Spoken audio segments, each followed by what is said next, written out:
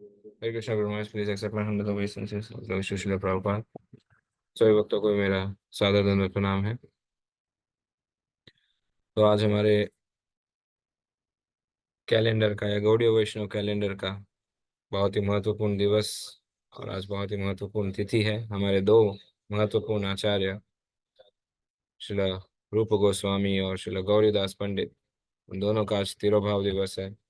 और साथ ही में जैसे गुरु महाराज जी ने कल कहा था कि इस्कॉन में, हमारे जीवन में उत्सवों की सीजन या उत्सवों का प्रारंभ हुआ है। तो परसों शुक्ल राम पूर्णिमा भी है और साथ ही में हमारे लिए आज उत्सव का और एक कारण है कि हमारे बीच हरगृह निताई सेविनी माता जी व्यक्तिगत रूप से हमें अपना संग सानिध्य व मार्गदर्शन प्रदान करने उपस्थित है। हमारा आज परम सौभाग्य है कि हमें माता जी का निजी संग सानिध्य प्राप्त हो रहा है। तो माता जी का संक्षिप्त में परिचय हम देना चाहेंगे। लगभग 1984 में माता जी वैसे तो मूलतः मुंबई में गुजराती परिवार या पुष्टि मार्गी परिवार में जन्मे थे, लेकिन 1984 में हैदराबाद शिफ्ट हुए और लगभग 1997 में माता जी ने इस्कॉन फुल टाइम ज्वाइन किया।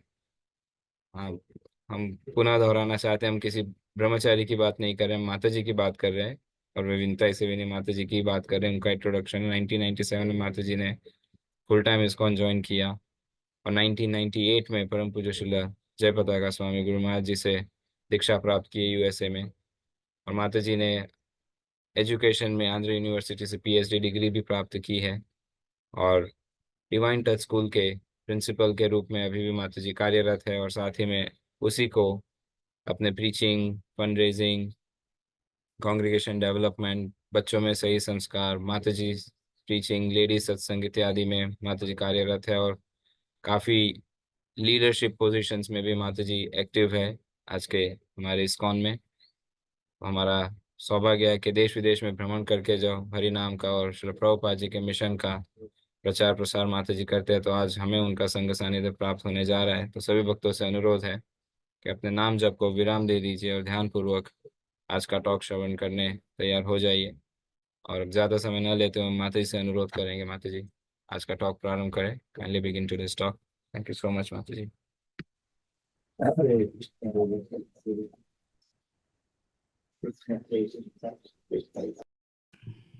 हरे कृष्ण। मेरी आवाज आ रही है? Yes mata ji, thank you thank sir. You. Hare, सर्वप्रथम परम पूज्य हिज होलीनेस लोकनाथ स्वामी गुरु महाराज के श्री चरणों में मेरा दंडवत प्रणाम। उनकी आज्ञा से और उनके आशीर्वाद से आज का क्लास हम शुरू करते हैं। जय जय श्री चैतन्य जय नित्यानंदा, जय द्वैत चंद्र जय गौरभक्त वृंदा। जय जय श्री चैतन्य जय नित्यानंदा, जय द्वैत चंद्र जय गौरभक्त वृंदा। जय जय श्री चैतन्य जय नित्यानंदा, जय द्वैत चंद्र जय गौरभक्त वृंदा। श्री चैतन्य महाप्रभु की जय, श्रील रूप गोस्वामी की जय, जगत गुरु श्रील प्रभुपाद की जय, इस्कॉन वर्तमान गुरुवृंद की जय, अपने अपने गुरुदेव की जय। यहाँ उपस्थित सब वैष्णवों को मेरा प्रणाम। वांछा कल्पतरुभ्यश्च कृपा सिंधुभ्येव च पतितानां पावनेभ्यो वैष्णवेभ्यो नमो नमः। अनंत कोटि वैष्णव वृंद की जय। हरे कृष्ण। तो आज का दिन बहुत ही स्पेशल है। रूप गोस्वामी जी का तिरोभाव तिथि, वैष्णवों का आविर्भाव, तिरोभाव तिथि दोनों ही बहुत प्रमुख है, बहुत ही महत्वपूर्ण है। बहुत बार भक्तों को ये संदेह आता है कि आविर्भाव तो हम ग्रैंडली सेलिब्रेट कर सकते हैं, लेकिन तिरुभाव में इतना आनंद क्यों? तो आचार्यों का कहना है कि जब एक वैष्णव का आविर्भाव होता है तो उनके बारे में हमें ज़्यादा ज्ञान नहीं होता है, लेकिन जब उनका तिरोभाव होता है तो तब तक उनके बारे में हम कितना कुछ जान चुके होते हैं। तो एक उपमा दी गई है कि जिस तरह से कमल पुष्प जब एक बड होता है तो हम ज़्यादा समझ नहीं पाते, लेकिन जब सूर्य की किरण उस पर पड़ती है और वो पुष्प जब विकसित होता है तब बहुत सुंदर लगता है।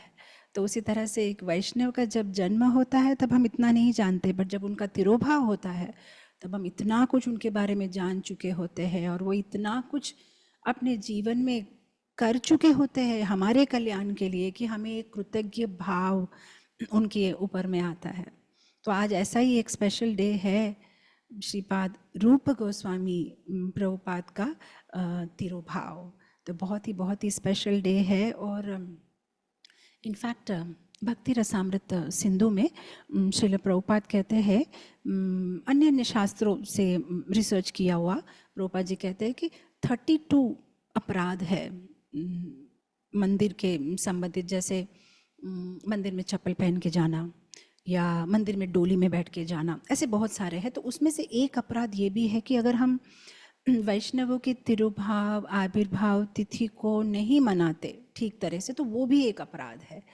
तो वैष्णवों के आविर्भाव तिरुभाव तिथि मनाना माने एक उत्सव होना चाहिए, फीस्ट होनी चाहिए, लेकिन सबसे इम्पोर्टेंट उनके बारे में कथा होनी चाहिए, उनके बारे में सुनना चाहिए। और सबसे स्पेशल गिफ्ट हम उनको दे सकते हैं जब हम उनके कहे हुए आदर्शों का पालन करके उनकी पद चिन्ह पे हम चलते हैं। तो तिरुभाव तिथि मनाना मतलब जितना हो सके उनके बारे में सुनना, और हमारी जो कमिटमेंट है, हमने जो वचन दिए हैं उसका पुनः रिकन्फर्म, या कहते हैं ना कि मतलब फिर से अपने आप को याद दिलाना कि हाँ ये मेरा वचन है, मैं भक्ति में जो हमें ये मैं पालन करूँगी। तो बहुत ही स्पेशल डे है हम गौड़ीय वैष्णवों के लिए, इसीलिए क्योंकि हम तो अपने आप को कहते ही है रूपानुगा, मतलब जो रूपा गोस्वामी के जो फॉलोअर्स है। तो बहुत बार ये संदेह आ सकता है कि गोस्वामी तो 6 है, फिर इतना इम्पोर्टेंस केवल रूप गोस्वामी को क्यों? तो उस बारे में आज हम चर्चा करेंगे कि इतना स्पेशल उनके बारे में क्या है। तो रूप गोस्वामी जो है वे जो बाकी गोस्वामियों के लीडर थे वे, और हम सब जो है उनके पद चिन्हों में चलने की कोशिश कर रहे हैं। और रूप गोस्वामी इसीलिए भी स्पेशल है क्योंकि वे चैतन्य महाप्रभु के हृदय को समझते थे। इसलिए उनका प्रणाम मंत्र क्या है? श्री चैतन्य मनोभीष्टं स्थापितं येन भूतले स्वयं रूप कदा मह्यं ददाति स्वापदान्तिकम्। श्री रूप गोस्वामी श्री चैतन्य मनोभीष्टम, चैतन्य महाप्रभु की मन की बात को समझते थे और उनके इच्छा के अनुसार इस भौतिक जगत में उन्होंने भक्ति प्रचार की स्थापना की है। ऐसे श्री रूप गोस्वामी कब मुझे अपने चरणों का शरण देंगे, ये उनका जो है, हम इस भाव से हम उनकी प्रार्थना करते हैं। और रूप गोस्वामी हमारे जीवन में अभी तो महत्वपूर्ण है, आने वाले जीवन के लिए भी महत्वपूर्ण है। मतलब इस दुनिया में और उस दुनिया में दोनों जगह हमें रूप गोस्वामी की स्पेशल ब्लेसिंग्स की ज़रूरत है। क्यों? इस जगत में अगर हम भक्ति करना चाहते हैं, भक्ति में आगे बढ़ना चाहते हैं, हम भगवान के पास जाना चाहते हैं, तो हमें रूप गोस्वामी की सख्त ज़रूरत है, क्योंकि रूप गोस्वामी के लिखी गई पुस्तकों के द्वारा हम चैतन्य महाप्रभु को समझ सकते हैं। इनफैक्ट कहा गया है कि जिस तरह से हम जल से स्नान करते हैं अपने शरीर को शुद्ध करने के लिए, उसी तरह से एक भक्त को रोज़ रूप गोस्वामी की लिखे गए वचनों से स्नान करना चाहिए। जिस तरह से जल से स्नान होता है, रूप गोस्वामी के शब्दों से, उनकी पुस्तकों से, उनके आदेशों से हमें स्नान करना चाहिए। तो क्या होगा अगर हम स्नान करेंगे रूप गोस्वामी के शब्दों से? तो हम चैतन्य महाप्रभु को समझ पाएंगे। अच्छा, अगर हम चैतन्य महाप्रभु को समझ पाएंगे तभी हम राधा कृष्ण को समझ पाएंगे, और तभी हम जा पाएंगे गोलोक वृंदावन। मतलब अभी रूप गोस्वामी हमारे लिए यहाँ बहुत इंपॉर्टेंट है। अच्छा, अगर हम चले गए गोलोक वृंदावन तब भी वहाँ भी रूप गोस्वामी ही इम्पॉर्टेंट है। क्यों? क्योंकि रूप गोस्वामी है रूप मंजरी। तो वहाँ भी गोलोक वृंदावन में राधा कृष्ण की सेवा करते हैं राधा रानी कृष्ण की सेवा करती है, और राधा रानी की जो असिस्टेंट है, माने जो अष्ट गोपियाँ है, अष्ट सखी जिसे कहते हैं, मतलब रंग देवी है, सुदेवी है, चंपकलता है, चित्रा सखी है, ललिता है, विशाखा है, तुंग विद्या है, इंदुलेखा है, ये जो है इम्पॉर्टेंट अष्ट सखीज है, ये राधा रानी की सेवा करती है। तो क्या हम उनकी सेवा कर सकते हैं? नहीं, उनके नीचे फिर और मंजरीज है, पूरा एक हायरार्की है। तो सारी सखियों की गुरु है ललिता देवी, और फिर ललिता देवी के नीचे और 8 मंजरीज है। तो ये 8 मंजरीज में है कस्तूरी मंजरी है, रूप है, रस है, रति है, सॉरी, रूप, गुण, रति, मंजुलाली, और बहुत सारी, मतलब टोटली अराउंड 8, विलास, लवंग, ये सारी एक अष्ट मंजरिया है। तो ये जो गोपीज है वे 13-14 साल के होते हैं, और उनके नीचे जो ये मंजरीज होती है, जो गोपीज की असिस्टेंट है, वे अराउंड 11-12 साल तक, 12 साल की उम्र की होती है। तो हमारी ये जो रूपा गोस्वामी है, वे रूप मंजरी है जो ललिता सखी की बहुत प्रिय है। तो उसका मतलब परलोक, यह लोक और परलोक दोनों ही रूप गोस्वामी पे आधार है। यहाँ से अगर हम जा पाएंगे वहाँ तो उनकी कृपा चाहिए, और वहाँ अगर पहुँच गए तो वहाँ भी उनकी कृपा चाहिए, क्योंकि वे हमें एंगेज करेंगे सेवा में। तो वहाँ पे रूप गोस्वामी की उम्र होती है 13 साल 6 महीने, और वहाँ पे उनकी जो बॉडी की जो कलर है गोरा चरण, मतलब येलोइश कलर में होती है वो, और वो जो कपड़े पहनते हैं पीकॉक फेदर का जो कलर होता है वैसे कलर के वे वस्त्र धारण करती है। और वहाँ पे जब हम पहुँचेंगे तो वहाँ में रूप गोस्वामी रूप मंजरी ही हमें भगवान की सेवा में लगाएंगे। तो इसलिए बहुत ज़रूरी है कि हम रूप गोस्वामी के जीवन के बारे में सुने, उनकी शिक्षाओं को समझे और उन पे आसक्ति बढ़ाए। तो रूप गोस्वामी की जो पहले का जीवन है, मतलब चैतन्य महाप्रभु से मिलने के पूर्व उतना उसके बारे में हम जानते नहीं, उतना इन्फॉर्मेशन नहीं है। बट उनकी जो वंशावली है उसके बारे में जीवा गोस्वामी ने अपनी किताब लघु तोषणी में लिखा है कि कैसे रूपा गोस्वामी के जो फैमिली लाइनेज है वे साउथ इंडियन थे, दक्षिण भारत में कर्नाटका से थे। तो उनके जो पूर्वज थे वे यजुर्वेदी ब्राह्मण थे, सारस्वत ब्राह्मण, और वे भरद्वाज गोत्र के थे। तो उनके ही लाइन में एक राजा थे, राजा सर्वज्ञ। तो वे बहुत ही कुशल राजा थे, काफ़ी लोकप्रिय थे, उन्हें जगत गुरु भी कहा जाता था। तो उनके कई सारे पुत्र थे, तो उसमें से एक पुत्र था अनिरुद्ध, और अनिरुद्ध के भी कई सारे पुत्र थे। तो उनमें से एक दो इम्पॉर्टेंट थे, रूपेश्वर और हरिहर, और उन ऑफकोर्स उन दोनों में कुछ अनबन होती है, और फिर हरिहर जो है वो अपने पिता के सारा धन ले लेते हैं और रूपेश्वर को जो है निकाल देते हैं, और रूपेश्वर अपने किसी सखा, किसी दोस्त के मदद से अपने जीवन यापन करते हैं। तो रूपेश्वर का पुत्र है पद्मनाभ, और फिर पद्मनाभ के भी कई सारे पुत्र होते हैं, उसमें से एक है मुकुंद, और फिर मुकुंद के भी जो है कई सारे पुत्र हैं, उसमें से एक है कूर्मा, तो कुमार देव एक्चुअली।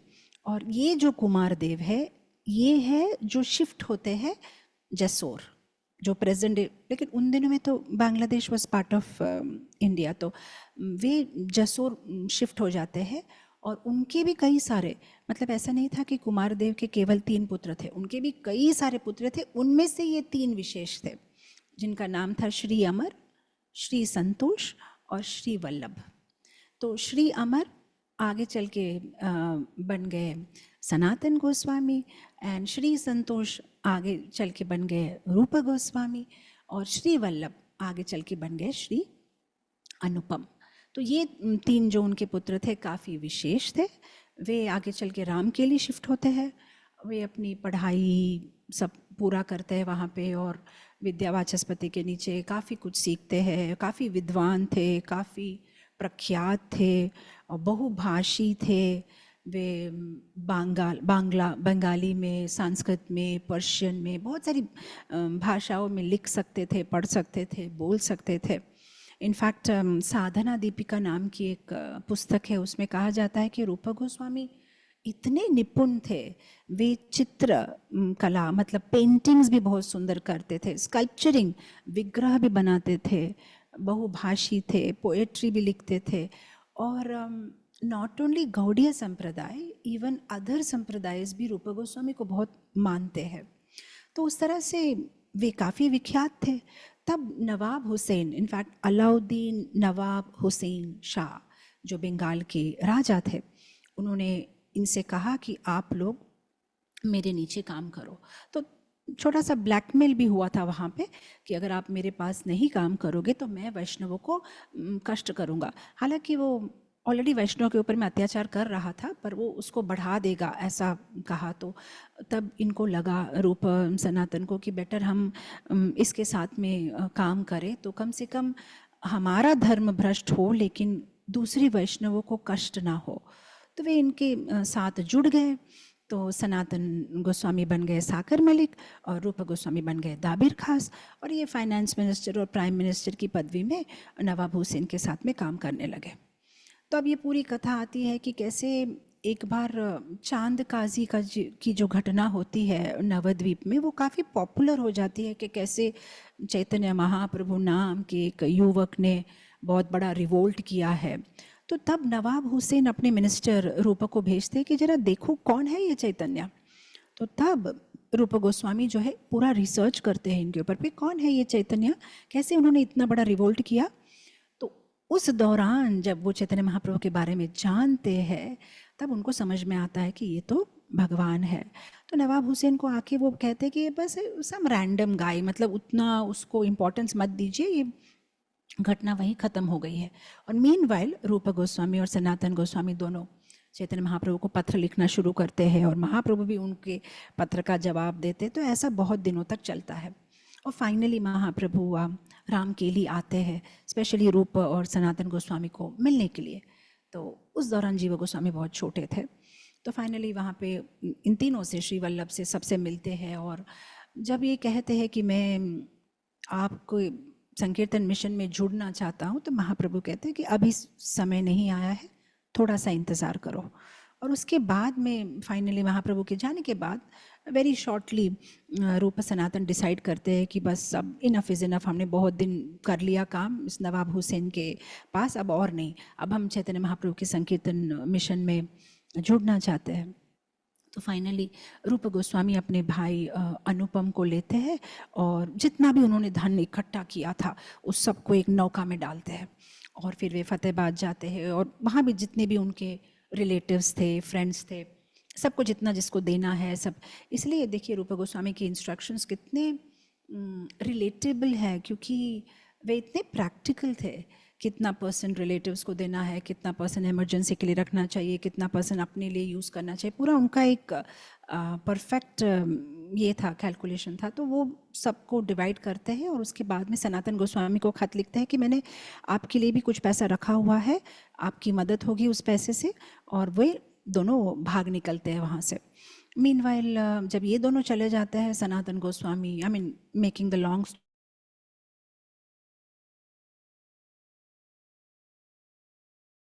कर लेते हैं कि तुम मेरा काम नहीं छोड़, काम करना ही पड़ेगा। सनातन गोस्वामी कहते हैं आप कुछ भी करो लेकिन मैं और आपके लिए काम नहीं कर सकता। तो मीनवाइल रूप गोस्वामी जो उनके लिए पैसा छोड़ के जाते हैं, उस पैसा को घूस देके, पैसा का घूस देके जेलर को सनातन गोस्वामी वहाँ से भाग जाते हैं और दोनों भाई चैतन्य महाप्रभु के संकीर्तन मिशन में जुड़ जाते हैं। तो ये बहुत ही सुंदर, ऑफकोर्स डिटेल में कहनी चाहिए ऐसी ये घटना है, क्योंकि काफ़ी एक थ्रिलिंग सस्पेंस मूवी जैसा है। किस तरह से उस जेलर को कन्विंस करते हैं और कैसे भागते हैं, रास्ते में फिर क्या होता है, अलग अलग ऑब्स्टेकल्स आते हैं और फाइनली कैसे वे मिलते हैं। तो रूप गोस्वामी चैतन्य महाप्रभु से 3 बार मिलते हैं, रामकेली में, प्रयाग में, जहाँ पे दशाश्वमेध घाट पे चैतन्य महाप्रभु उन्हें कई कई शिक्षाएं देते हैं और रस तत्व, कृष्ण तत्व समझाते हैं। और उसके बाद में फिर जगन्नाथपुरी में भी मिलते हैं। तो जब रूप गोस्वामी से वे मिलते हैं प्रयाग में, तब चैतन्य महाप्रभु बहुत सारी बातें उन्हें समझाते हैं। केवल 10 दिन, लेकिन 10 दिन में इतना कुछ उनको बताते हैं और उनको आदेश भी दिया जाता है कि तुम्हें ये सारी बातों को जो है पुस्तक के रूप में लिखनी है, सो दैट आने वाले जनरेशन, आने वाले डिवोटिस इस भक्ति तत्व को समझ पाए। तो क्योंकि रूप गोस्वामी ने रस तत्व को इतनी सुंदर तरीके से समझा है और समझाया है, उन्हें रस तत्व आचार्य भी कहा जाता है। जिस तरह से हरिदास ठाकुर को नाम आचार्य कहा जाता है, तो उस तरह से इनको जो है रसाचार्य कहा जाता है। जीव गोस्वामी को तत्वाचार्य कहा जाता है, तो उस तरह से इनको रसाचार्य कहा जाता है, क्योंकि भक्ति रस का वे इतनी सुंदर तरीके से जो है समझाते हैं। तो रूप गोस्वामी की जब बात आती है तो बहुत स्पेशल उनके साथ जुड़ी हुई कथा है गोविंद जी का आविर्भाव। किस तरह से वे गोविंद जी को जो है पुनः एक्सकवेट करके पुनः जो है उनकी स्थापना करते हैं। इनफैक्ट द स्पेशल इंस्ट्रक्शन जो ये दोनों भाइयों को दिया हुआ था, कृष्णदास कविराज गोस्वामी चैतन्य चरितामृत अंत्य लीला में चैप्टर 1 में इस श्लोक को रखते हैं। कहते हैं कि चैतन्य महाप्रभु ने कहा था, व्रजे ये रस शास्त्र करी निरूपण, लुप्त तीर्थ सबताह करिह प्रचरण, कृष्ण सेवा रस भक्ति करिह प्रचार, आमिहा देखिते ताहा एमो एक बार। 4 इंस्ट्रक्शन देते हैं, कुल 4 इंपॉर्टेंट इंस्ट्रक्शंस, निर्देश। रस शास्त्र लिखो, तुम लिखो, रस शास्त्र को ठीक तरीके से लिखो, और उस रस शास्त्र को लिखने के लिए चैतन्य महाप्रभु रूप गोस्वामी को सशक्त करते हैं, उन्हें एम्पावर करते हैं। दूसरा इंस्ट्रक्शन दिया जाता है लुप्त तीर्थ, जो तीर्थ स्थान लुप्त हो चुके हैं, सारे होली प्लेसेस पुनः आविष्कार करो। तीसरा इंस्ट्रक्शन दिया जाता है कृष्ण सेवा, कृष्ण सेवा, कृष्ण के मंदिर बनाओ, विग्रह की प्रतिष्ठा करो। और चौथा आदेश दिया गया था प्रचार करो। कैसे प्रचार करो? सिस्टमैटिकली, डूज एंड डोंट्स, भक्ति के नियम क्या है, क्या करना चाहिए, क्या नहीं करना चाहिए, ये अच्छी तरह से जो है तुम इसको प्रचार करो। कैसे? एक तो रसशास्त्र लिख रहे हो और एक तो अपने जीवन में उसका आचार करते हुए प्रचार करो, सो दैट तुम्हारी एग्जाम्पल से लोग समझे, ओ भक्त को ऐसे बोलना चाहिए, ऐसे बैठना चाहिए, ऐसे चलना चाहिए, ऐसे खाना चाहिए, ऐसे सोचना चाहिए, ऐसे व्यवहार करना चाहिए, ये तुम्हारी एग्जाम्पल से लोग समझे। तो ये 4 इंपॉर्टेंट इंस्ट्रक्शंस उनको दिए गए थे। लेकिन साधना दीपिका पुस्तक जो राधा कृष्ण गोस्वामी के द्वारा लिखी गई, वो कहते नहीं 4 नहीं 6 इंस्ट्रक्शन दिए गए थे। तो इस 4 इंस्ट्रक्शन के अलावा भी 2 इंपॉर्टेंट इंस्ट्रक्शंस ये दिए गए थे रूप गोस्वामी को कि जो व्रज में साधु है, उन साधुओं की तुम रक्षा करो और उनका पोषण करो। और 6th इंस्ट्रक्शन दिया गया था कि तुम जो है राधा गोविंद देव, स्पेसिफिकली उनको इंस्ट्रक्शन दिया गया था कि तुम गोविंद देव की पूजा पुनर्आरंभ करो, उनकी पुनः प्रतिष्ठा करो। तो इनफैक्ट कई भक्तों को ये बात पता नहीं है, क्योंकि जब हम रूप सनातन के बारे में सोचते हैं तो हम सोचते हैं उनके हाथ में कमंडल है, कोपिन है, उनके पास में कुछ भी नहीं है। लेकिन एक्चुअली रूप गोस्वामी के पास में 500 गाय थी, और इस 500 गाय को गोपाल दास नाम का एक ग्वाला उन्होंने रखा था, सेवक, जो इन गायों की रक्षा करता। और इन गायों में से जो भी दूध उपलब्ध होता था, वृंदावन के जितने भी साधु हैं उनको मतलब उचित फ्री दिया जाता था उनको, तो उनके पोषण के लिए। तो उस तरह से रूप गोस्वामी पर्सनली सारे साधुओं की रक्षा कर रहे थे। और रही बात गोविंद देव की पुनर्स्थापना करना, गोविंद देव तो है ही नहीं, उनको मिल ही नहीं रहे हैं। इनफैक्ट जो इम्पोर्टेंट डीटीज़ है गौड़ीय वैष्णव की, कृष्णदास कविराज गोस्वामी चैतन्य चरितामृत आदि लीला में कहते हैं कि ए तीन ठाकुर गौड़ीय करी आचे आत्मसात, ए तीने चरण तीन मोरो नाथ, ए तीने चरण वंदन मोर तीन नाथ।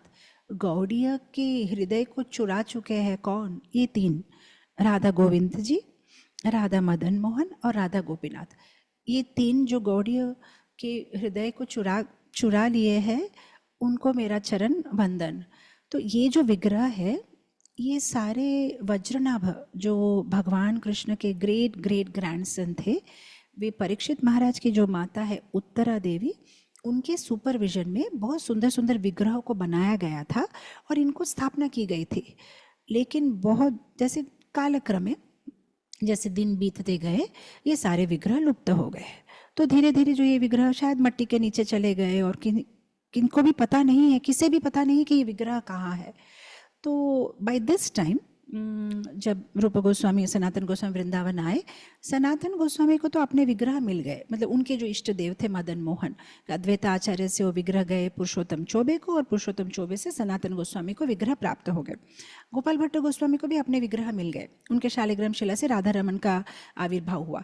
लेकिन रूप गोस्वामी को अपने गोविंद देव नहीं मिले थे, तो वे काफ़ी व्याकुल थे। तो रोज़ जो वे परिक्रमा करते थे, मथुरा वृंदावन गोवर्धन की परिक्रमा करते थे, तो एक दिन परिक्रमा करते करते वे एक झाड़ के नीचे बैठ के रो रहे थे, बड़े जोर जोर से रो रहे थे कि ये क्या हो रहा है, मुझे ये आज्ञा दी गई है कि गोविंद देव का आविष्कार करो, कहाँ ढूंढूं, कहाँ है गोविंद देव। तो ये रोते रोते जो है चैतन्य महाप्रभु पे मेडिटेट कर रहे हैं, गोविंद पे मेडिटेट कर रहे हैं कि महाप्रभु कहाँ है गोविंद देव, मैं क्या करूँ। इनफैक्ट जब वो झाड़ के नीचे बैठते हैं तब एक बहुत सुंदर अष्टकम, इसे कहते हैं प्रथम चैतन्य अष्टकम, चैतन्य अष्टकम का रचना वहीं करते हैं, जहाँ पे वो एक वर्ड्स गाते हैं कि क्या फिर से मुझे चैतन्य महाप्रभु के चरणों के दर्शन करने का अपॉर्चुनिटी मिलेगा, क्या मुझे फिर से अवसर मिलेगा। तो ये लास्ट लाइन जो है ये पूरे अष्टकम में बार बार रिपीट होती है। तो उसका जो प्रथम वर्स था वे इस झाड़ के नीचे उस स्पेशल तिथि के दिन जो है वे रोते रोते उसकी रचना कर रहे थे कि क्या मैं फिर से चैतन्य महाप्रभु को देख पाऊंगा, क्या मुझे अवसर मिलेगा, क्या मुझे गोविंद देव मिलेंगे। तो ऐसे जो है वे रो रहे हैं। इनफैक्ट एक पुस्तक है गोवर्धन भट्ट गोस्वामी के द्वारा श्री रूप सनातन स्तोत्र, तो उसमें भी रूपा गोस्वामी के मन के भाव को प्रकट किया गया है कि वे किस तरह से गोविंद देव के लिए जो है वे विरह भाव में तड़प रहे थे। तो उस दौरान जब वे मेडिटेट कर रहे थे कि कहाँ है गोविंद देव, तो उनका जो सर्वेंट है, उनका जो सेवक है गोविंद दास, वो भागता हुआ आता है, कहते हैं गोस्वामी जी एक बड़ी अद्भुत घटना घटी है। तो अभी वे जो है गोविंद माने मेडिटेशन, भगवान पे मेडिटेशन कर रहे थे गोविंद पे, तो उनका मेडिटेशन भंग हो गया। बोला क्या हुआ, बोला मैं आपसे कुछ कहना चाहता हूँ, मैं बहुत दिनों से ये बात आपसे कहना चाह रहा था, लेकिन पहले मैं कंफर्म करना चाह रहा था। तो आपकी जो ये 500 गाय है उसमें से जो एक गाय है वे रोज़ एक टिला पे जाती है, छोटा सा टिला माने पहाड़ भी नहीं लेकिन एकदम एक छोटा सा जो एक ये होता है, तो एक टिला पे जाती है और वहाँ पे अपने स्तन से जो है दूध बहाती है और वो दूध नीचे चले जाता है। क्यों ऐसा करती है पता नहीं, लेकिन रोज़ जो है उस जगह पे वे जाती है। तो मैं चाहता हूँ कि आप आके देखें। तो फिर रूप गोस्वामी कहते हैं चलो हम चलते हैं। तो फिर दोनों जाते हैं उस जगह पे और दूर से देखते हैं कि ये गाय क्या कर रही है। देखते हैं कि गाय उसी पोजीशन पे खड़ी हुई जो है दूध दे रही है और दूध नीचे की ओर जा रहा है। तो फिर रूप गोस्वामी जो है वहाँ जाते हैं और उनको लगता है कि शायद गोविंद देव है इसमें, अदरवाइज़ ये गाय अपनी आपसे यहाँ क्यों आके दूध का प्रवाह करती है। तो सारे व्रजवासियों को बुलाते हैं कि आइए मुझे आप सबकी मदद की ज़रूरत है, यहाँ पे अंदर में भगवान है। तो फिर जो है वो लोग सब खोदना शुरू करते हैं। तो इनफैक्ट कहा गया है कि इतने नीचे थे गोविंद देव कि 5 माला, एक 5 माला बिल्डिंग की कितनी हाइट होती है उतनी हाइट वे नीचे खोदते हैं सारे व्रजवासी मिलके। और फाइनली जो है उनको दिखता है गोविंद देव का नॉट, यहाँ पे जो उनका जो नॉट होता है सिर पे, हाँ यहाँ पे नीचे विग्रह है। तो फिर उनको जो है वे निकाल बाहर करते हैं और रूप गोस्वामी वहाँ पे खड़े हैं और लकड़ी का आधार लेके खड़े हैं, क्योंकि उनके पूरे शरीर मतलब वे काँप रहे हैं भाव से, प्रेम पारवाश्य में जो है वो काँप रहे हैं और वो रोते हैं कंटिन्यूसली कि फाइनली जो है गोविंद देव मिल गए। और फिर उनके हाथ में जो है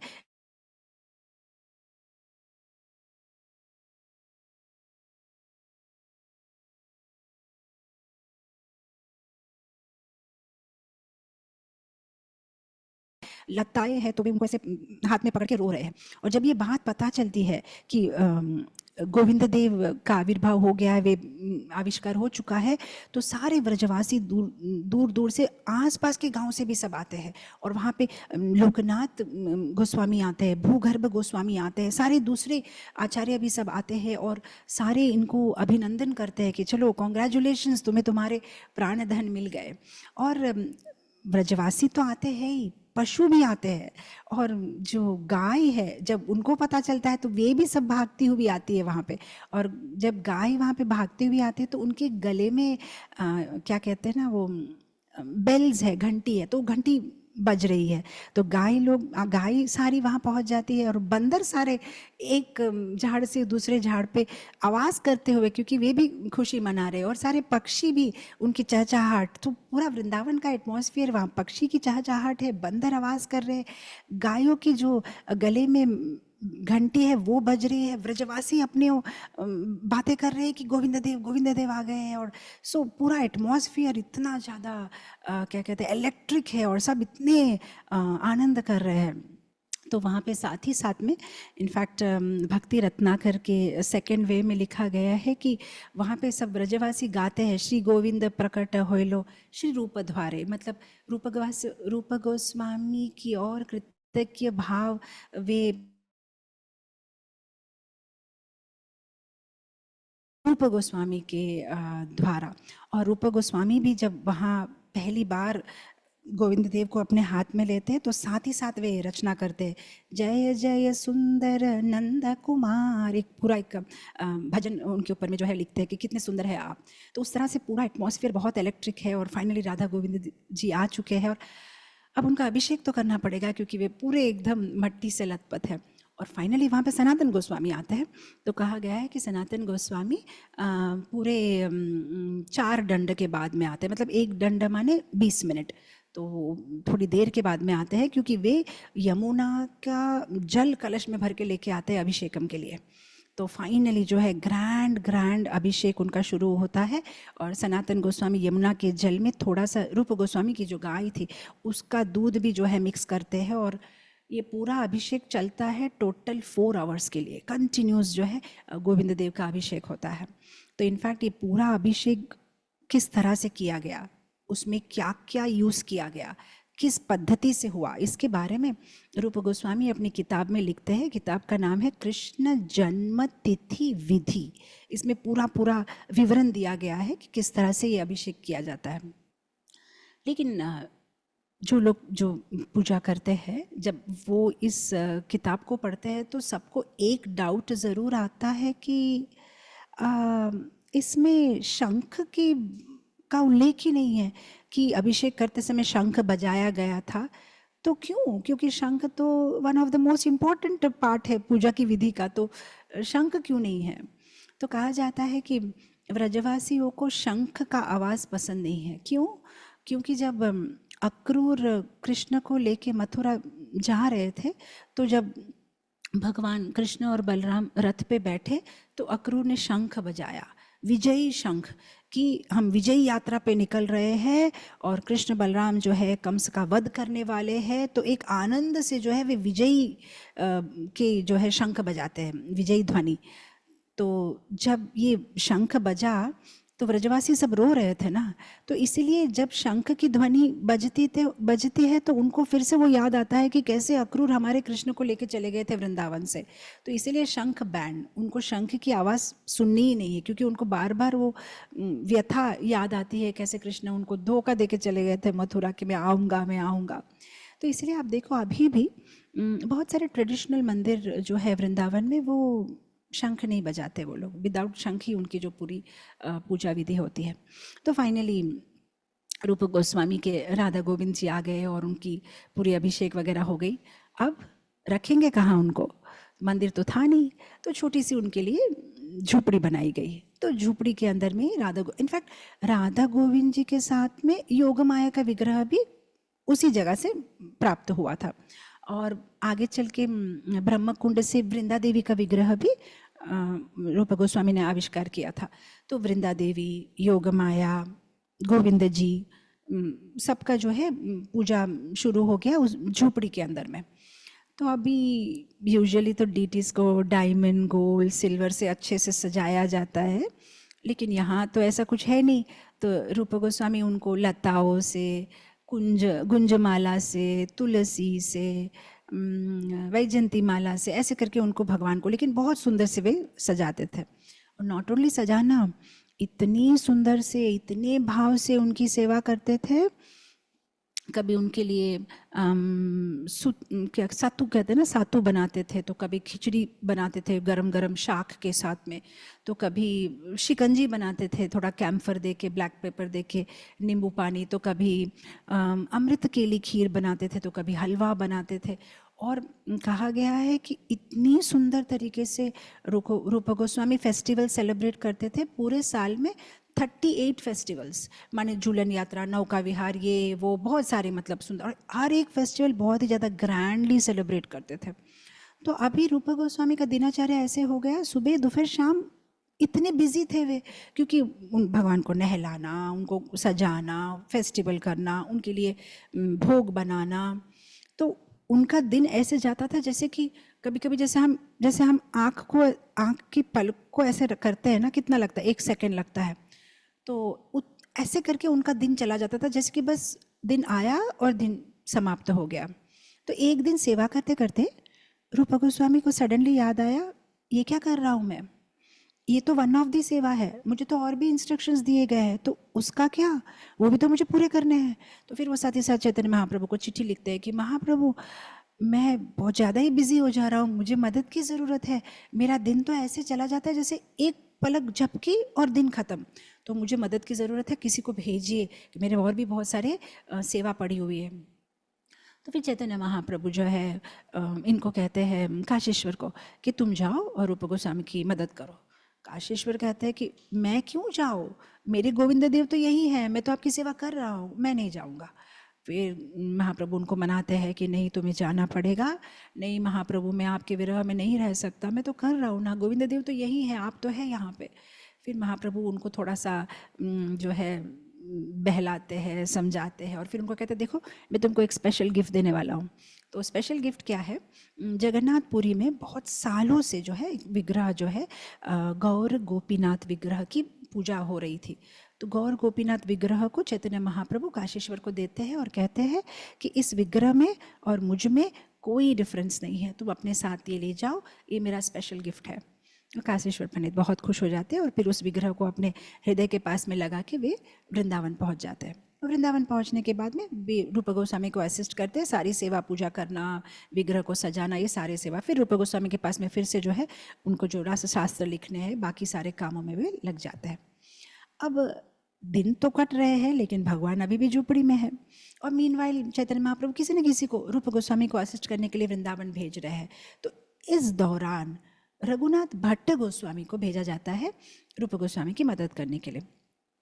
अब सारे गोस्वामियों के पास में अपने अपने विग्रह थे, गोपाल भट्ट गोस्वामी का अपना विग्रह था, सबका था, लेकिन रघुनाथ भट्ट गोस्वामी का कोई विग्रह नहीं था।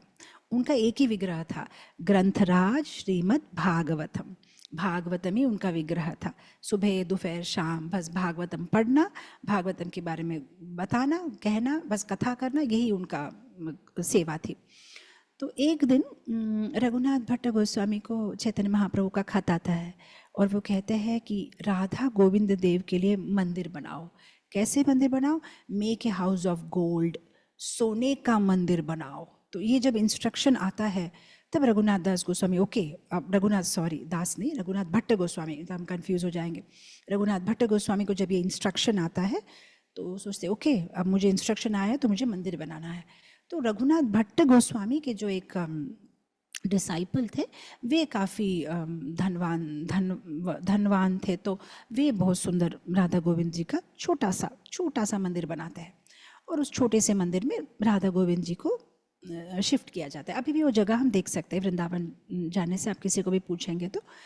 बाद में आगे चल के आई थिंक एक डॉक्टर ने उस ज़मीन को ख़रीदा, फिर वहाँ पे कुछ स्कूल वूल बनाया था। एनीवे, तो छोटे से मंदिर में राधा गोविंद जी को शिफ्ट कर दिया, और वहाँ पे इनका क्या सेवा था, रघुनाथ भट्ट गोस्वामी का जी, वे वहाँ पे जो है भागवतम क्लास करते रहते थे, सुबह दोपहर शाम जो है भागवत क्लास करते थे। सी एक ऑफ कोर्स सोने का मंदिर नहीं बनाया था, लेकिन वो भाव उनके ऐसे थे। कभी कभी शायद कोई सोने का मंदिर बना भी ले, लेकिन अगर उसमें भाव नहीं है तो क्या फ़ायदा है। तो ये भाव की बात है कि मतलब इतना प्रेम से जो है राधा गोविंद के लिए उन्होंने मंदिर बनाया।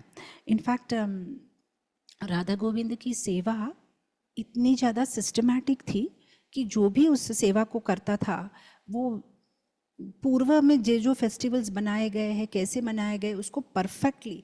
इनफैक्ट उन दिनों में जो राजा थे राजस्थान के, उनके जो कोर्ट पोएट्स होते हैं, उन्होंने एक पूरी पुस्तक लिखी थी उस पर कि राधा गोविंद के जो फेस्टिवल्स होते हैं वो कैसे होने चाहिए। क्या कहते हैं, एनुअल कैलेंडर जैसा होता है ना, उसका नाम है श्री गोविंद वर्षिका द्वंद्व अष्टकम, कि क्या क्या फेस्टिवल्स होते हैं, कैसे कैसे उसको मनाए जाते हैं, उस पर पूरा पूरा डिटेल्स लिखा हुआ है। तो एनीवे फाइनली रघुनाथ भट्ट गोस्वामी अपनी तरह से मदद कर रहे थे सेवा पूजा में बाय गिविंग क्लासेस। सी जब ये हम पढ़ते हैं ना तो एक चीज़ बहुत स्पेशल लगती है कि ये जो सड़क गोस्वामीज थे, इनके बीच में कोई कंपटीशन नहीं था कि तुम ही क्यों क्लास दोगे, मैं क्लास दूंगा, तुम क्यों लिखोगे पुस्तक, मैं भी लिखूंगा। सबकी सेवा अच्छी तरह से डिवाइड की गई थी, वे एक टीम वर्क कर रहे थे। रूप गोस्वामी वृंदावन में प्रवचन नहीं देते थे, वे किताब लिखते थे। रघुनाथ भट्ट गोस्वामी किताब नहीं लिखते थे, वे प्रवचन देते थे। मतलब सबकी अपनी अपनी सेवा थी और सब मिलजुल के चैतन्य महाप्रभु को आनंद देने की कोशिश करते थे। इनफैक्ट रघुनाथ भट्ट गोस्वामी इतनी सुंदर प्रवचन करते थे, इतना मधुर प्रवचन करते थे कि जब रघुनाथ भट्ट गोस्वामी प्रवचन करते थे तो जो भी श्रोतागण होते थे वे सारे मेस्मराइज हो जाते थे। ऐसे कहा जाता था कि जब वे बोलते थे, भागवतम कथा करते थे, तो सब ऐसे रहते थे जैसे कि कोई पेंटिंग है, ना कोई इधर देखता था ना कोई उधर देखता था, बस केवल उनकी तरफ देखते थे और कान उनकी तरफ होते थे। और जब वो प्रवचन करते थे और ख़त्म करते थे तो लगता था कि बस हो गया, अभी तो शुरू किया। इतना आनंद मिलता था सबको। तो एक प्रसिद्ध घटना है, मैं आपसे शेयर करना चाहती हूँ, जो मुझे बहुत ही ह्यूमरस लगती है। तो एक बार रघुनाथ भट्ट गोस्वामी क्लास कर रहे थे भागवत के 10वें स्कंद से गोपी गीत के ऊपर में, और सारे श्रोतागण बैठे हुए थे और वहाँ पे रूप गोस्वामी भी बैठे हुए थे।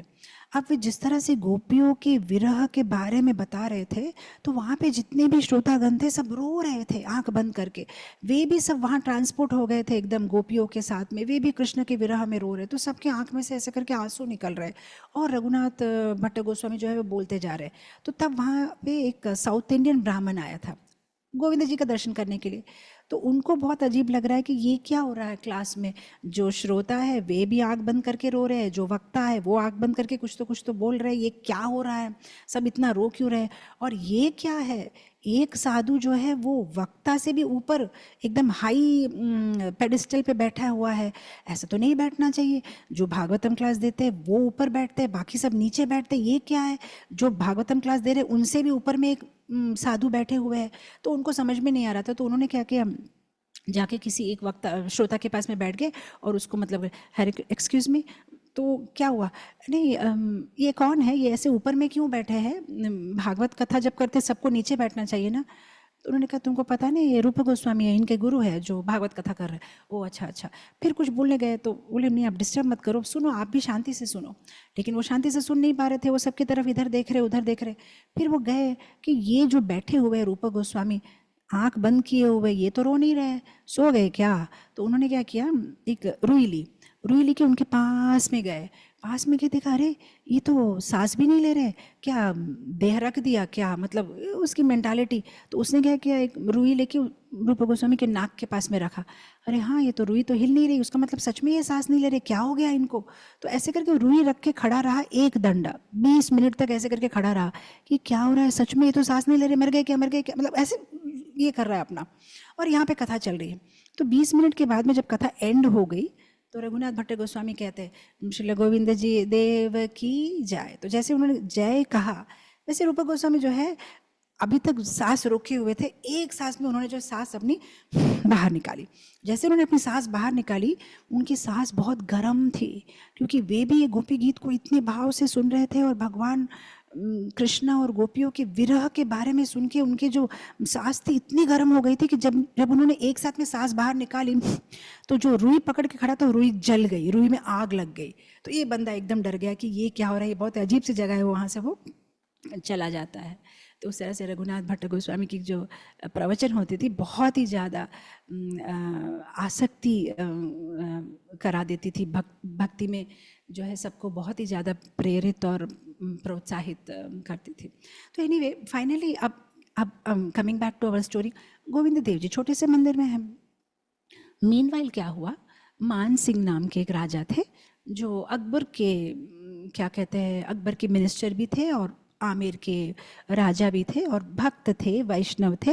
पर उन्होंने अकबर की बहन से शादी की थी और वो अकबर के काफ़ी सपोर्टर थे, इनफैक्ट अकबर के नवरत्नों में से वो एक थे। तो मीनवाइल क्या हुआ, मान सिंह लाहौर में थे और लाहौर में उनको खबर आई कि बंगाल में कुछ लोग अकबर का विरोध कर रहे हैं। तो अकबर ने मैसेज दिया कि तुम जाओ और बंगाल में सबको शांत करो। तो वे लाहौर से आए दिल्ली, दिल्ली से आए मथुरा और यहाँ से वे गए राधा गोविंद जी का दर्शन करने के लिए। तो जब वे राधा गोविंद जी के सामने खड़े रहे मान सिंह और उन्होंने जब राधा गोविंद जी का दर्शन किया, वे एक्चुअली रूप गोस्वामी से भी काफ़ी प्रेरित थे, रूप गोस्वामी को अपना गुरु मानते थे, क्योंकि जब रूप गोस्वामी दाबिर खास थे तब से वो जानते हैं कि वो बहुत फेमस है, नवाब हुसैन के टाइम से तो वो जानते थे, तो अपना गुरु मानते थे। तो जब राधा गोविंद जी के सामने वे खड़े रहे तो उन्होंने राधा गोविंद जी से मांगा कि मैं ये बड़ी समस्या सॉर्ट आउट करने जा रहा हूँ ठाकुर जी, अगर आप मुझे मदद करते हो मेरी इस समस्या को सॉर्ट आउट करने के लिए तो मैं वादा करता हूँ आपके लिए दुनिया का सबसे सुंदर सबसे बड़ा मंदिर बनाऊंगा, ये मेरा वादा है आपसे, मेरी मदद करिए। गोविंद जी को ये प्रॉमिस करते, इनफैक्ट ये जो प्रॉमिस मान सिंह ने गोविंद देव को दिया था ये मान प्रकाश प्रबंध किताब में आता है इनकी प्रॉमिस के बारे में। बाद में वो चले गए, बंगाल गए, वहाँ पे सब सॉर्ट आउट हो गया। उसके बाद में जब दिल्ली आए अकबर से मिलने के लिए तो अकबर ने कहा कि मैं बहुत खुश हूँ, तुमने मेरी कितनी मदद की है और ऑलमोस्ट ऑल 67 युद्ध तुमने मेरे लिए जीते हैं, मैं तुम्हें कुछ देना चाहता हूँ, मांगो मान सिंह तुम्हें क्या चाहिए। मान सिंह ने कहा मुझे कुछ नहीं चाहिए, अगर आप दे सकते तो मुझे सिर्फ एक ही चीज़ चाहिए, वृंदावन में ज़मीन दीजिए, मैं मेरे गोविंद देव के लिए बड़ा सा मंदिर बनाना चाहता हूँ। तो अकबर ने कहा ठीक है। तो ऑलमोस्ट 84 एकर्स ज़मीन मान सिंह को दी गई और मान सिंह ने वो पूरी ज़मीन 84 एकर्स राधा गोविंद देव के नाम पे कर दी और कहा कि इसमें जो भी इनकम आती हो सब गोविंद देव जी की सेवा के लिए यूज़ होना चाहिए। और वहाँ पे विशाल मंदिर बनाने की प्रक्रिया शुरू हो गई, बड़े बड़े रेड स्टोन्स आने लगे, हाथी घोड़ा ऊंट सारे जो है उस सामान को यहाँ से वहाँ करने में लग गए, डिफरेंट आर्किटेक्ट्स यहाँ वहाँ से बुलाए गए, मेसन्स लेबर्स, 24 घंटा काम होता, दिन में भी रात में भी, 365 डेज अ ईयर। इतना सुंदर भव्य मंदिर बन रहा था। मान सिंह भी बहुत खुश थे और रूप गोस्वामी भी बहुत खुश थे कि चलो, मान सिंह उनके शिष्य जैसा था कि इतना सुंदर राधा गोविंद जी के लिए मंदिर बन रहा है, तो दिन रात मंदिर बन रहा था। लेकिन रूप गोस्वामी अपने जीवन काल में उस मंदिर को कंप्लीट करता हुआ होता हुआ नहीं देख पाए। उनके निधन के बाद में जीव गोस्वामी, क्योंकि ऑलमोस्ट ऑल राधा गोविंद देव मंदिर बनने के लिए 30 ईयर्स 30 साल लगे और उनके निधन के बाद में जीव गोस्वामी ने जो है राधा गोविंद मंदिर को इनॉग्रेट किया। और जिस दिन राधा गोविंद देव जी का मंदिर इनॉग्रेट किया तब जीव गोस्वामी ने साथ ही साथ गोविंद जी को देखते हुए गोविंद मंदिर अष्टकम की रचना की और काम्यवान के एक ओल्ड लाइब्रेरी में उसकी मैन्युस्क्रिप्ट्स मिली है। तो किस तरह से, इनफैक्ट अभी भी अगर आप गोविंद जी मंदिर जाओगे तो लेफ्ट साइड में पूरी डिटेल्स लिखी हुई है, कितने मेसन लगे थे, कितने लेबर लगे थे, कितने डिज़ाइन की थी, क्या क्या हुआ था जब मंदिर निर्माण हो रहा था। तो उस तरह से इनफैक्ट पहले गोविंद राय कहा जाता था उनको मान सिंह के टाइम पे, फिर गोविंद राय से बन गए गोविंद देव और अभी हम कहते हैं गोविंद जी। अभी आप अगर जाओगे तो कहते गोविंद जी कहा जाता है, गोविंद देव कोई नहीं कहता है। तो फाइनली गोविंद जी है, गोविंद जी का मंदिर है। राधा रानी तो नहीं थी गोविंद जी के पास। तो अब ये राधा रानी कैसे गोविंद जी की आई, ये भी बहुत सुंदर घटना है, क्योंकि उड़ीसा के जो राजा थे पुरुषोत्तम जाना, वो वृंदावन में वे जानते हैं कि मदन मोहन विग्रह, गोविंद विग्रह सब आ चुके हैं, तो राधा रानी भेजना है। तो उन्होंने 2 राधा रानी के विग्रह पुरी से वृंदावन भेजे, एक गोविंद जी के लिए, एक मदन मोहन के लिए। लेकिन जब ये विग्रह वृंदावन पहुंच गए, तब मदन मोहन के पुजारी को रात में स्वप्न आया कि ये जो 2 विग्रह है, वे एक राधा रानी है, दूसरी राधा रानी नहीं है, ललिता है। तो ललिता कहती है कि मुझे भी राधा रानी के पास, मदन मोहन के पास ही रख दो। तो फिर दूसरे दिन वे कहते हैं कि नहीं नहीं, ये राधा रानी नहीं है, ये ललिता है, दोनों ही मदन मोहन को जाएगी। तो अब फिर से गोविंद जी के लिए राधा रानी नहीं है। समहाउ पुरुषोत्तम जाना को जब ये खबर मिली, तो वे कोशिश कर रहे थे फिर से राधा रानी को भेजने के लिए, लेकिन पता नहीं क्यों कुछ साल लग गए, कुछ ना कुछ ऑब्स्टेकल्स आ जाते और वो भेज नहीं पाते। और एक दिन उनके स्वप्न में लक्ष्मी देवी आई, जगन्नाथपुरी में जो लक्ष्मी देवी की पूजा होती है। और लक्ष्मी देवी ने कहा उनसे, हे पुरुषोत्तम जाना, मैं लक्ष्मी नहीं हूँ, मैं राधा हूँ। पता नहीं यहाँ पे हजारों साल से जो है मुझे लक्ष्मी के नाम पे पूजा की जाती है, लेकिन मैं वृंदावन से आई हूँ। वृंदावन में एक ब्राह्मण थे, बृहद भानु, वे मेरी बेटी की तरह पूजा करते थे, मुझे बहुत प्यार करते थे। लेकिन जब उनका निधन हो गया, तो मेरे मेरे विग्रह को उड़ीसा के राजा यहाँ लेके आ गए, और इस पूरी मंदिर में मुझे सब लक्ष्मी मान की पूजा करने लगे। लेकिन मैं लक्ष्मी नहीं हूँ, मैं राधा हूँ, मुझे वृंदावन भेज दो। तो फिर जब उनको ये स्वप्न में आया, तब पुरुषोत्तम जाना ने उन विग्रह को वृंदावन भेज दिया। तो फिर गोविंद जी को अपनी राधा रानी मिल गई। तो अब मंदिर भी है, राधा रानी भी है, सब कुछ सेवा पूजा भी अच्छे से चल रहा है। लेकिन आगे चल के बहुत सारी मुश्किलों का सामना करना पड़ा। टाइम कितना हुआ? How many more minutes? 10 minutes, okay.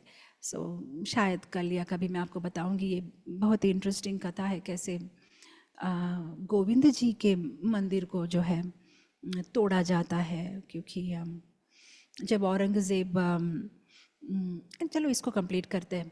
जब औरंगज़ेब एक दिन आगरा में अपने महल में बैठा था, तो दूर से देखता है कि ये लाइट, ये जो लैंप, मतलब उन दिनों में लाइट नहीं होता था, लेकिन जो फायर का जो लैंप होता है, केरोसिन का लैंप, तो देखा कि मेरे महल से भी ऊंचा लैंप दिखाई दे रहा है, क्या है ये? तो उनके सेवक ने कहा वो मंदिर है राधा गोविंद का। अब वो आगरा में है, मंदिर वृंदावन में है, इमेजिन करिए कितना ऊंचा होगा, और वो जो लाइट उसको दिखाई दे रही है। तो इमीडिएटली वो कहता है कि कल सुबह जाओ, उसको तोड़ दो मंदिर को, और उसमें जो भी विग्रह है उसको जो है उसको भी तोड़ के फेंक दो।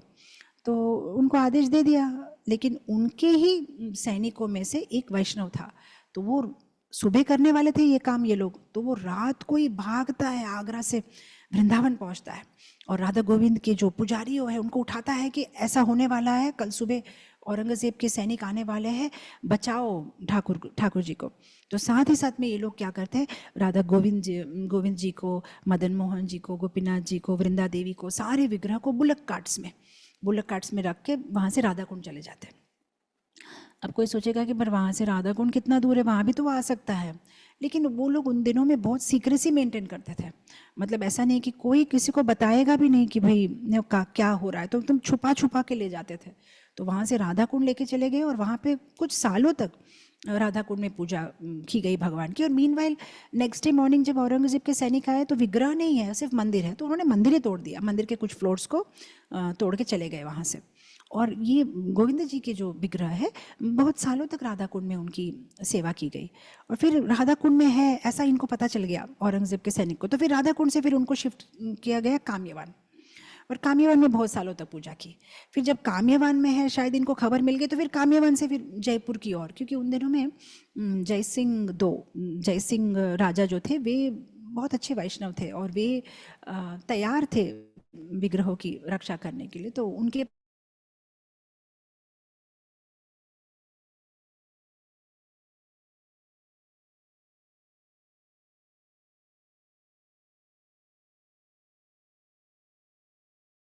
वृंदा देवी को वहीं छोड़ के बाकी के जो विग्रह है वो भी एक साथ में नहीं, एक विग्रह इस साइड में तो एक इस डायरेक्शन में, अलग अलग से जो है उसको छुपा के, कुछ लेडीज उसके साथ में ट्रैवल करती थी, जैसे कि बस हम ऐसे ही एक जगह से दूसरी जगह जा रहे हैं, किसी को पता नहीं चलना चाहिए कि विग्रह है।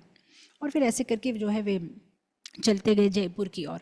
फिर थोड़ी दूर गए जयपुर, वहाँ से 265 किलोमीटर्स है। फिर जब 100 किलोमीटर बाकी था, फिर से पता चल गया इनको कि ये लोग लेके जा रहे विग्रह। तो उन्होंने क्या किया, मेन रोड को छोड़ के जंगल के अंदर चले गए और वहाँ फिर कुछ विलेज में, कोई गाँव में पूजा की। ये जब जब मैं ये पढ़ रही थी, मुझे एक चीज़ बहुत सुंदर लगी कि इनकी मेंटालिटी देखिए। जैसे लोगों को पता था उस विलेजर्स को कि इस बुलक कार्ट में भगवान जा रहे हैं, तो वे क्या करते थे, रास्ते के दोनों साइड में ऐसा एक्टिंग करते थे जैसे कुछ काम कर रहे हैं या घास काट रहे हैं, लेकिन एक बार भी ऐसा जाके काट के पास में मुझे दर्शन करना है, ऐसा नहीं। और जब भगवान के विग्रह ऐसे चले जाते थे तो वे मानसिक भाव से मन ही मन में पूजा कर लेते थे, मन ही मन में प्रार्थना कर लेते थे, लेकिन पास में नहीं आते थे। जैसे कभी कभी मैं सोचती हूँ, जैसे हम लोग एज डिवोटीज ना, जब भगवान का दर्शन करना हो, गुरु महाराज का दर्शन करना हो, तो हम लोग क्या करते हैं, हम लोग बिल्कुल नहीं झिझकते किसी और को धक्का मारने के लिए। ऐसे करके हम सोचते हैं कि मुझे दर्शन हो जाना चाहिए, मेरे लिए बहुत इंपॉर्टेंट है, मैं एक बार टच कर लूँ, मेरे सारे प्रॉब्लम सॉर्ट आउट हो जाए, मेरे सारे पाप से मैं मुक्त हो जाऊँ, मेरा फैमिली ठीक रहे।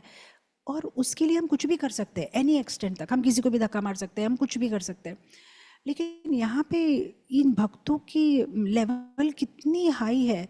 किसी ने ऐसा नहीं सोचा कि मुझे क्या, मैं एक बार दर्शन कर लेता हूँ, बस मेरा तो काम हो गया, मेरा दर्शन हो गया एक बार, बाद में पता चले। लेकिन they were all, I mean having, कि ऐसा नहीं कि हमारा दर्शन हो गया, नहीं, और भी आगे जाए, गोविंद जी सुरक्षित रहे, आने वाले भक्तों को भी जो है भगवान का दर्शन हमेशा मिले। तो उसके लिए वे सैक्रिफाइस करने के लिए तैयार थे कि ठीक है, मुझे दर्शन नहीं होता, ठीक है।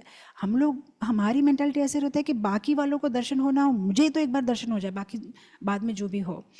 तो इसीलिए शायद हम भगवान के दर्शन करने जाते हैं, लेकिन भगवान ऐसे भक्तों के दर्शन करने के लिए खुद आते हैं, खुद चल के आते हैं उनसे मिलने के लिए, क्योंकि वे इतने स्पेशल है भगवान के लिए। तो एनीवे फाइनली बहुत लंबी कहानी है। सो 100 किलोमीटर, फिर 50 किलोमीटर दूर में फिर पता चल जाता है, फिर 2 किलोमीटर दूर में फिर से पता चल जाता है। तब तक औरंगजेब शरीर छोड़ चुका था, लेकिन फिर भी वे, उनके जो सैनिक, उनके जो बाद में जो राजा थे, वे छोड़ नहीं रहे थे राधा गोविंद जी को। वे मतलब पीछे पड़े थे कि उनको हम जाने नहीं देंगे, उनका जो है ये कर देंगे, हम उनको ब्रेक कर देंगे। तो फिर से जो 2 किलोमीटर की दूर थे जयपुर से, तभी भी वो जंगल में चले जाते। फिर कुछ साल के बाद जब देखते कि अब किसी को कुछ डाउट नहीं आएगा, तो फिर से मेन हाईवे पे आके फिर जो है फाइनली एंटर करते हैं। और इनफैक्ट जब 100 मीटर की दूरी में होते हैं, तब इनको पता चल जाता है, इन सैनिकों को, कि ये गोविंद देव के डीटीज है, और फिर वे भागते हैं। और ये पूरा एक बहुत सुंदर वृत्तांत है, और कैसे स्पीड में जो है वो 100 मीटर की दूरी भी जो है जल्दी जल्दी से बुलक कार्ट्स को भगा भगा के वे राजमहल के अंदर पहुंच जाते हैं, और फिर उसको बंद कर दिया जाता है। और उसके बाद में जो राजा जय सिंह के सैनिक थे, वे उस मुगल सैनिकों के साथ में युद्ध करके उनको परास्त कर देते हैं। और फिर राधा गोविंद जी के जो विग्रह थे उनको कनक वृंदावन में रखा जाता है। और बाद में जय सिंह उनके लिए बहुत भव्य मंदिर बनाते हैं अपने राजमहल के पास, सो दैट वे रोज़ सुबह भगवान का दर्शन करके अपना दिन शुरू कर सके। और अभी भी राधा गोविंद जी जयपुर में, वहाँ राजा जय सिंह के महल में है, और हम जाके उनकी दर्शन कर सकते हैं। तो ये थे राधा गोविंद जी, बहुत सुंदर विग्रह, और क्या कहते हैं, रूप गोस्वामी के प्राण धन। इनफैक्ट प्रभुपाद जी के लिए भी राधा गोविंद जी इतने स्पेशल थे, जब न्यूयॉर्क में उन्होंने मंदिर शुरू किया तो उन्होंने राधा गोविंद देव नाम रखा, गोविंद जी नाम रखा न्यूयॉर्क के डीटीज़ का। तो शिला प्रभुपाद के लिए रूप गोस्वामी बहुत स्पेशल है। इनफैक्ट भक्ति सिद्धांत सरस्वती ठाकुर, इनफैक्ट जब उन्होंने अपना शरीर छोड़ा, तब लास्ट में जब वे शरीर छोड़ रहे थे, तब उन्होंने अपने एक शिष्य को कहा कि मेरे पास आओ, ये भजन गाओ, श्री रूप मंजरी पद, नरोत्तम दास ठाकुर द्वारा लिखा गया। तो उस भजन में गाते हैं, नरोत्तम दास ठाकुर कहते हैं, श्री रूप मंजरी पद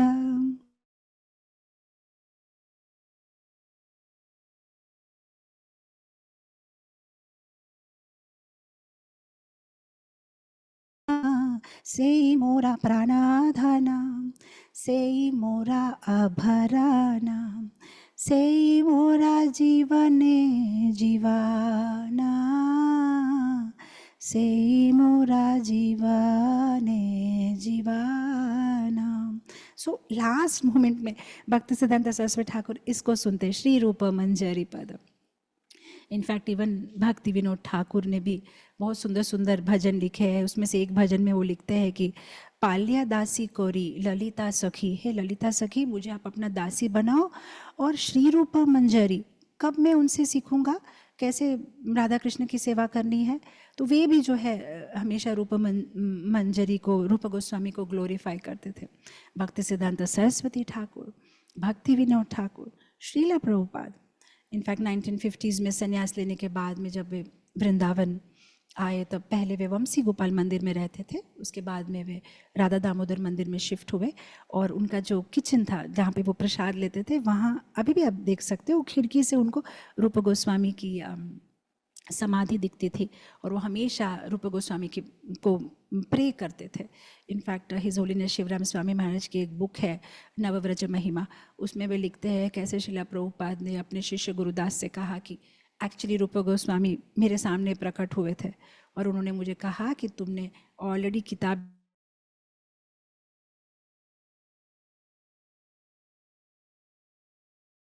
तुम सशक्त हो, जाओ प्रचार करो। तो जब मैंने ये सुना तो मुझे कितना अच्छा लगा, क्योंकि यही इंस्ट्रक्शन मेरे गुरु ने भी मुझे दिया था कि जाओ प्रचार करो, और सेम थिंग मुझे रूप गोस्वामी ने कहा। इनफैक्ट रूप गोस्वामी सपने में भी आए थे जब वे बैठे थे और उनके आसपास में सब भजन कर रहे थे सारे वैष्णव आचार्य, और रूप गोस्वामी एक टक मेरी ओर बहुत ही प्रेम अफेक्शन से मेरी ओर देख रहे थे। तो ऐसे कई संदर्भों में प्रभुपाद ने, इनफैक्ट एक बाबा जी भी जो है राधा दामोदर मंदिर के पास में जो रहते थे 84-85 ईयर्स ओल्ड, उन्होंने भी किसी प्रभुपाद शिष्य से शेयर किया था कि आपके गुरु प्रभुपाद जी रात को 2-3 बजे कभी कभी मैं सुनता था कि कौन ये रो रहा है, रोज़ मुझे आवाज़ सुनाई दे रही है। तो एक दिन मैं जो है देख रहा था चढ़ के बाउंड्री वॉल के ऊपर से ये कौन है, तब देखा कि आपके गुरु एक झाड़ू लेके रूप गोस्वामी के समाधि के पास में झाड़ू कर रहे थे और रो रहे थे कि रूप गोस्वामी मेरे गुरु ने मुझे ये आदेश दिया है, ये काफ़ी कठिन है, मुझे आपकी ब्लेसिंग्स की बहुत ज़रूरत है, मुझे शक्ति दीजिए कि मैं अपनी गुरु की आज्ञा का पालन कर सकूं। तो हमारी तो पूरी गुरु परंपरा जो है, हम सब रूप गोस्वामी के वी आर ऑब्लाइज्ड टू रूप गोस्वामी, हमारे लिए रूप गोस्वामी बहुत ही इम्पॉर्टेंट है। तो आज की तिथि बहुत स्पेशल है क्योंकि आज उनका तिरुभाव है। तो जब इनके तिरुभाव के पहले ही सनातन गोस्वामी का तिरुभाव आता है गुरु पूर्णिमा के दिन। गुरु पूर्णिमा के दिन सनातन गोस्वामी जब अपना शरीर रखते हैं तो रूप गोस्वामी उनकी जो क्रियाकर्म होता है उसको पूरा करते हैं और राधा मदन मोहन विग्रह के पास में उनकी समाधि देते हैं, और उसके बाद में रूप गोस्वामी अपनी कुटिया में चले जाते हैं और कभी बाहर नहीं आते। 27 डेज कुटिया से बाहर पैर नहीं रखते हैं, और 27 डेज के बाद में आज ही की तिथि में वे अपना शरीर रखते हैं। वे अपने सनातन गोस्वामी से सेपरेशन, इनफैक्ट ये कंफर्म नहीं है कि रूप गोस्वामी ने दीक्षा चैतन्य महाप्रभु से ली थी या सनातन गोस्वामी से। कुछ कहते हैं कि चैतन्य महाप्रभु से, लेकिन कुछ कहते हैं कि सनातन गोस्वामी उनके गुरु थे, क्योंकि जब उन्होंने वो लघु भागवत अमृतम लिखी तो वहाँ पे वे सनातन गोस्वामी के नाम के आगे प्रभुपाद लगाते हैं, तो माना जाता है कि शायद उन्होंने सनातन गोस्वामी से दीक्षा ली थी। तो वे अपने गुरु से विरह सहन नहीं कर पाए सनातन गोस्वामी से, और 27 days less than a month में वे अपना शरीर त्याग करते हैं। At that time his age was around 75। सो इन 1564 आज ही के दिन, आज ही के तिथि में वे राधा कृष्ण की नित्य लीला में ज्वाइन हो जाते हैं और अपना शरीर त्याग करते हैं। तो इस तरह से रूप गोस्वामी के, एक्चुअली रूप गोस्वामी के बारे में 45 मिनट्स 1 आवर में बात कंप्लीट करना पॉसिबल ही नहीं है, बिकॉज़ इतनी कुछ घटनाएं उनके जीवन के साथ जुड़ी हुई है, या तेर कदम्बा में उनके पास टाइम्स हो, या उनकी अलग अलग पुस्तकों पे जो व्याख्यान किए हैं, और सनातन गोस्वामी के जो कमेंट्स है, कैसे राधा रानी का साक्षात उन्हें दर्शन होता है, और उनका और जीव गोस्वामी के वार्तालाप और जीव गोस्वामी के साथ में जो जो घटनाएं घटी है, मतलब हम इतना कुछ सीख सकते हैं। एक तो है कि उनकी पुस्तकों के द्वारा हम सीख सकते हैं जो उन्होंने लिखा है, और जो उन्होंने किया है उनके बिहेवियर के द्वारा भी हम कितना कुछ हम सीख सकते हैं। बट आज तो समय यही समाप्त हुआ है, तो हम यहाँ पे क्लोज करेंगे, और कल जो भी महाराज की आज्ञा हो, या तो रूप गोस्वामी पे कंटिन्यू करेंगे, या तो बलराम जी के कथा का पाठ करेंगे, क्योंकि बलराम जयंती के लिए, बलराम जी के अपीयरेंस डे के लिए just 1 more day to go. तो आज यही ख़त्म करूँगी। Thank you so much dear devotees, आपकी पेशेंट हियरिंग के लिए।